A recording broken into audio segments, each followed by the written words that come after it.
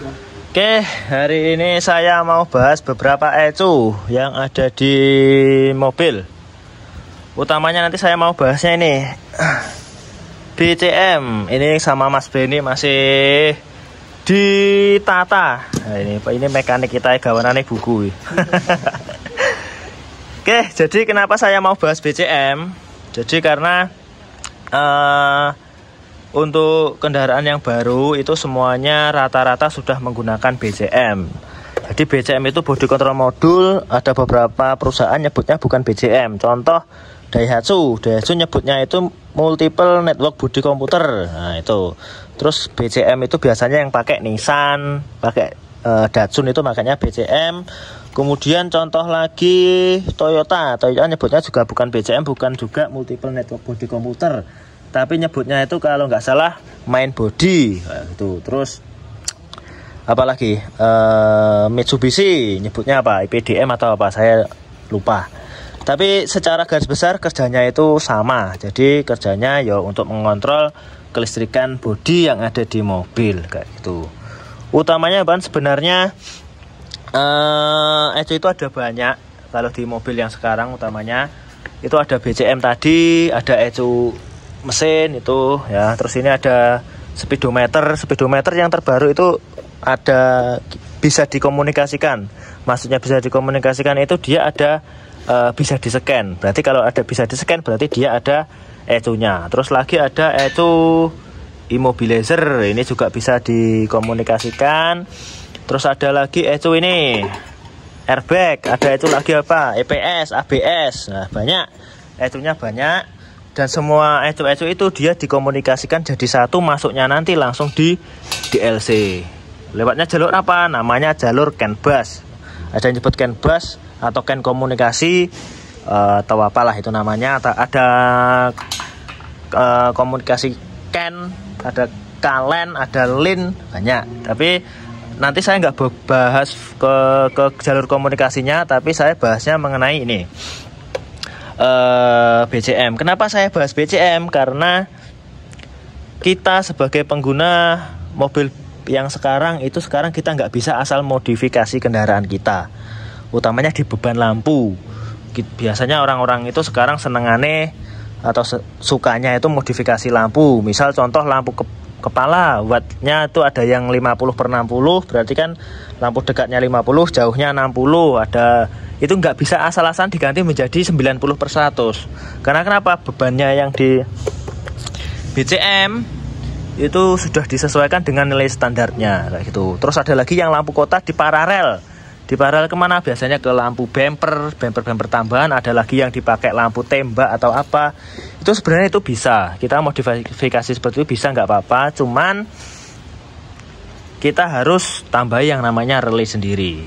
Walaupun di dalam BCM itu sebenarnya outputnya sudah pakai BCM beberapa sistem itu. Tapi amannya karena saya beberapa kali menemukan kasus, memperbaiki kasus yang BCM-nya error gara-gara di modifikasi kayak gitu. Like modifikasi kayak kamera itu kan nggak apa-apa, ampernya kecil. Tapi kalau lampu, tolong ya nanti teman-teman, walaupun saya ini pengetahuan saya juga masih minim, cobalah kalau nanti modifikasi lampu yang sudah menggunakan BCM bisa dikasih relay tambahan biar aman dan tenang waktu jalan jauh, kita tetap santai kayak gitu. Terus ini nanti akan saya singgung mengenai kenapa kok bisa rusak. Jadi nanti coba akan sedikit saya berikan perhitungan simpelnya, karena saya kalau perhitungan ruwetnya nggak bisa. Itu ya. Jadi videonya nanti agak panjang. Terus fokus saya di situ lagi, saya bahas lagi, saya fokusnya ke body control modul atau BCM atau main body gitu. Ini yang unit saya pakai ini punyanya mesinnya Toyota atau Daihatsu 3NR yang kemarin ada project trainer. Ini mumpung ada project kita bahas sekalian gitu. Aji mumpung ya gitu lah. Oke, saya tunjukkan sedikit perhitungannya. Oke, sebelum saya hitungkan lagi, nih ini saya kasih lihat ini di buku. Oke, jadi ini buku ini dapatnya dari Daihatsu kemarin ya. Oke, jadi contoh ini lampu kota atau tail lamp. Ini yang atas ini ada BCM-nya. Jadi bagus kalau seperti tail lamp ini di BCM sudah di dalamnya itu sudah ada relenya. Jadi di dalam sini sudah ada relenya tail lamp atau relenya lampu kota. Jadi lampu kota itu biasanya yang paling sering atau paling banyak dimodifikasi. Jadi contohnya biasanya di kalau sering saya lihat itu ini modifikasinya, lampunya itu diambilkan atau disuntikkan dari lampu kepala, lampu kota, kemudian diparalelkan atau dijemperkan menuju ke lampu yang ada di bumper. Biasanya bumper tambahan itu biasanya dikasih lampu, terus diambilkan dari lampu kota kayak gitu. Nggak dikasih relay, main disuntikkan terus diambil. Itu sebenarnya kalau kendaraan yang sudah mempunyai atau menggunakan BCM itu sebenarnya nggak kayak gitu caranya menurut saya. Jadi menurut saya, kalau salah ya mohon maaf. Jadi menurut saya kayak gitu. Jadi seharusnya kalau mau modifikasi lampu kota, misal ini ada contoh mana ya, ini tail lamp atau diambilkan dari lampu kota yang ini. Biasanya kan dari kabel yang warna hitam, plusnya kan ini warna hitam, dari kabel warna hitam itu cuma disuntik kabel kemudian diarahkan ke lampu yang ada di bumper. Seharusnya menurut saya jangan kayak gitu. Jadi boleh disuntikkan dari sini, disuntikkan, dikasih kabel, kemudian masukkan ke relay. Masukkan ke relay 86, 85 kasih ground, 30 langsung ke aki, 87 baru ke lampu yang ke bumper kayak gitu. Jadi soalnya saya sudah berapa kali ya menemukan grid Xenia itu bermasalah gara-gara ditambah ini lampu tambahan yang di bumper itu. Jadi ada juga yang lampu ditambahi lampu kayak strobo yang liplop warna biru gitu ya. Itu sering saya beberapa kali dapatkan trouble itu kayak gitu. Terus kenapa itu kok dengan diparalel itu bisa merusak BCM atau membuat BCM trouble walaupun ini sudah ada relay? Karena itu ada yang namanya nanti ketika diparalel itu nambah yang namanya wattnya lampu kayak itu. Sedangkan wattnya itu sebenarnya sudah di standarkan kayak gitu. Jadi tak kasih contoh, misal lampu kepala yang standarnya Daihatsu. Nih, lampu kepala yang standarnya itu biasanya contoh itu rumus watt itu kan W sama dengan V kali I ya, yang mana wattnya lampu misal 60 watt. Terus tegangan baterai 12 volt. Ampere minimal yang dibutuhkan lampu berapa? Nah, ini yang ditanya I-nya di sini. Jadi rumusnya 60 dibagi 12 sama dengan ketemu nanti ampere minimalnya. Jadi berapa? Ini tak hitung dulu pakai kalkulator. Oke, ini sudah saya ambil ini kalkulator. Jadi 60 dibagi berapa? 12. Berarti minimal ampere yang dibutuhkan untuk lampu yang 60 watt itu adalah 5 ampere. 5 ampere. Berarti lampu 60 watt itu ampernya adalah 5. Biasanya untuk memasang sekring itu biasanya dari ampere minimal ini dikalikan dengan 2, berarti 10 ampere. Berarti untuk lampu standar yang 60 watt itu sekring yang terpasang itu adalah 10 ampere gitu. Jadi kalau ada pertanyaan, loh kan tinggal naikkan ampere sekringnya dari 10 jadi 20 kalau ini jadi 100 watt. Enggak kayak gitu. Jadi tapi itu menurut saya. Jadi terutamanya di kabel itu kan juga ada nilai ampernya juga, ketahanan ampernya. Jadi nanti kalau di wattnya dibesarkan, kabelnya nanti jadi panas apa tidak itu perlu difikirkan. Jadi lebih amannya lagi itu pakai yang namanya relay tadi ketika ingin memodifikasi lampu, wattnya dibesarkan atau ditambahi lampu lagi atau gimana. Tapi kalau yang nggak pakai BCM, itu kan gimana, apakah perlu dipasang sekring atau perlu dipasang relay tambahan atau hanya ganti sekring dibesarkan? Ya jawabannya sebenarnya menurut saya ya harus ditambah dengan yang namanya relay. Karena kenapa? Tadi kabel itu juga mempunyai batas ampere yang bisa dilewati kayak gitu. Walaupun kalau kabel standarnya mobil itu sudah bagus, tapi biasanya kalau wattnya dibesarkan kabelnya kadang juga panas juga kayak gitu. Terus kalau di modif atau di paralel lampu tadi kenapa kok bisa merusak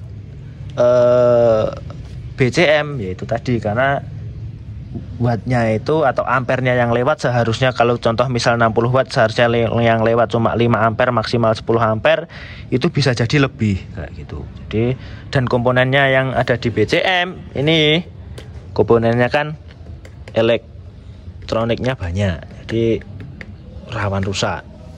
Walaupun secara spesifik saya kurang begitu paham cara kerjanya sini, tapi secara garis besar BCM ini dia mirip kayak ECU-nya mesin gini.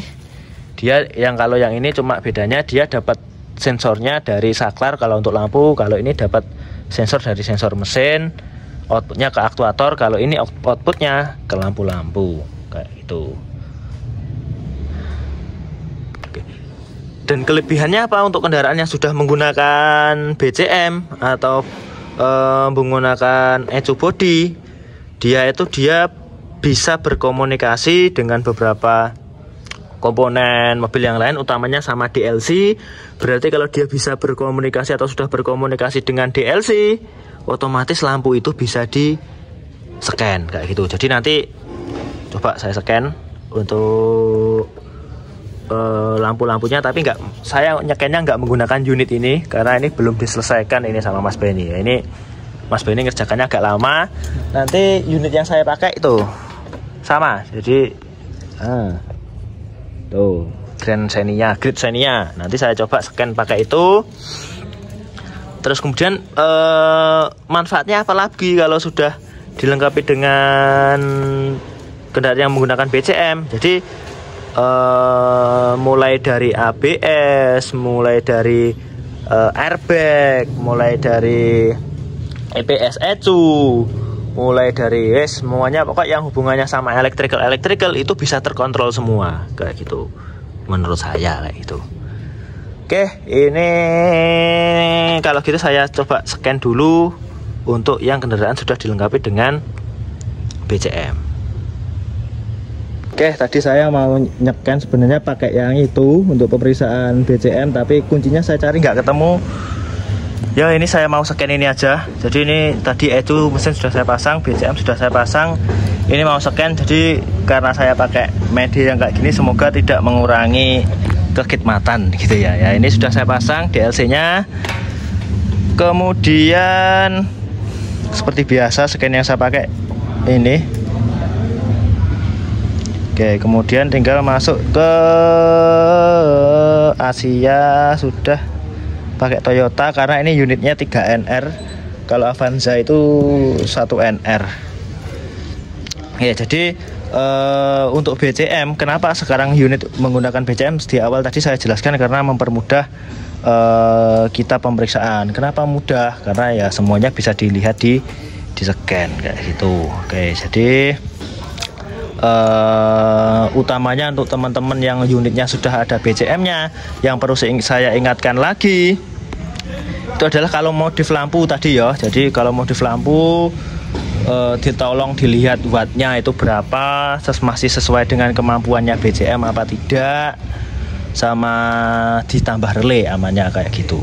Oke, ini sambil saya scan kabelnya sama Mas Benny sambil dipotongi ini ya. Nanti kalau ada konsletnya tanggungannya Mas Benny. Oke, sambil nunggu scan ini masih lama ini. Oke, setelah selesai kemudian masuk ke Kalia. Oke, pilih yang ini aja, yang B400. Oke, kemudian pembinaan sistem. Oke, jadi enaknya untuk yang kendaraan sudah sistem komunikasi ECU-nya sudah semuanya menggunakan ECU, itu enaknya semuanya sudah bisa di-scan kayak gitu. Jadi yang pertama mulai dari EVI. Nah, yang EVI ini punyanya mesin, lewat jalurnya CAN. Kalau IMO ternyata bukan CAN, jalurnya KALEN, berarti KILEN, berarti nanti masuknya di OBD ini ada jalurnya sendiri, nggak sama dengan jalur yang lain, berarti nggak di paralel. Nanti kalau teman-teman butuh saya jelaskan juga jalur KALEN, jalur CAN itu nanti saya jelaskan. Kemudian nah ini ada BCM. Jadi enaknya untuk unit yang sudah dilengkapi dengan BCM, nah itu. Oke, yang itu. Jadi itu bisa di-scan. Oke, ini saya contoh, saya masuk ke BCM.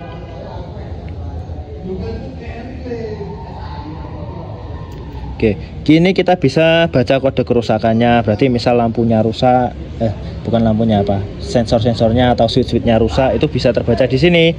Kalau ini kombi switch CAN komunikasi volt, atau berarti bisa dikatakan switch kombinasinya komunikasinya dengan BCM rusak. Karena memang kenapa kok ini terbaca jalur CAN-nya lepas ya? Memang karena switchnya itu nggak ada. Ini nggak ada switch lampunya. Karena memang ini digunakan, nah ini sebagai media masih dibuat ini kerusakannya hanya di itu aja, hanya di kombinasi switch karena memang kita lepas, nggak kita pakai. Kemudian selain kita bisa lihat di situ, itu yang bagusnya lagi kalau kendaraan sudah dilengkapi dengan BCM, itu bisa masuk ke ini actuator test. Nah, jadi kita itu bisa menyalakan contoh lampu kota. Nah, ini bisa dinyalakan tanpa menggunakan saklar. Nah, ini no data monitor saja. Nah, ini bisa dinyalakan, di on kan. Nah, terus nanti kalau ini di mobil seharusnya nyala karena ini jalurnya kita buang semua, masih kita proses, berarti nggak nyala kayak gitu. Jadi enaknya untuk kendaraan sudah dilengkapi dengan BCM itu. Tapi minusnya yaitu tadi, ketika kita mau modifikasi lampu, modifikasi beban, itu kita harus namanya membuat tambahan relay, jangan langsung diparalel dijemperkan kayak gitu ya. Jadi